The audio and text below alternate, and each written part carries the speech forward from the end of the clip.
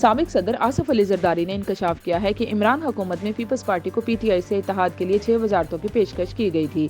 عمران خان کو نہ نکالتے تو وہ ایک فوجی کے ذریعے آر او الیکشن کروا کے 2028 تک حکومت بنا لیتے۔ ایک خصوصی انٹرویو میں آصف علی زرداری نے بتایا کہ عمران حکومت مائنس زرداری پیپلز پارٹی چاہتی تھی۔ انہیں ملک سے باہر جانے کا کہا گیا کہ باقی پیپلز پارٹی 6 وزارتوں کے بدلے پی ٹی آئی سے مل کر الیکشن لڑے۔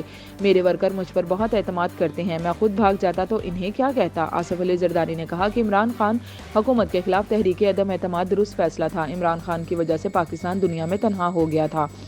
عمران خان ملک کی معیشت کے دشمن تھے۔ عمران خان کو نہ نکالتے تو وہ ایک فوجی کے ذریعے آر او الیکشن کروا کے 2028 تک حکومت بنا لیتے۔ پھر 1 کلو دودھ کے لیے بھر کر پیسے لے جانے پڑتے۔ عدم اعتماد واپس لے لیتے تو پاکستان کے حالات بہتر نہیں بدتر ہوتے۔ نہ ایکسپورٹ تھی، نہ زر مبادلہ تھا، نہ دوست تھے جو مدد کر سکتے۔ ہر چیز میں ڈیفالٹ کر چکے تھے۔ شہباز شریف کے نمبر بھی زیادہ تھے۔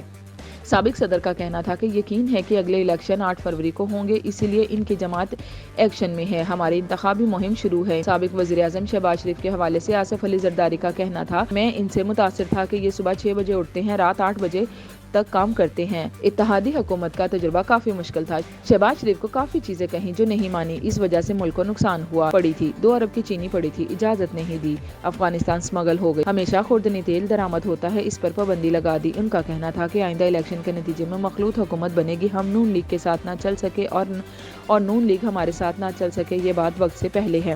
انہوں نے کہا کہ ہم اپنی پارٹی کے الیکشن پر بات کر سکتے ہیں، دوسری پارٹی کے الیکشن پر نہیں۔ پارٹی الیکشن پرچی پر نہیں، عوام کی رائے پر ہوتا ہے۔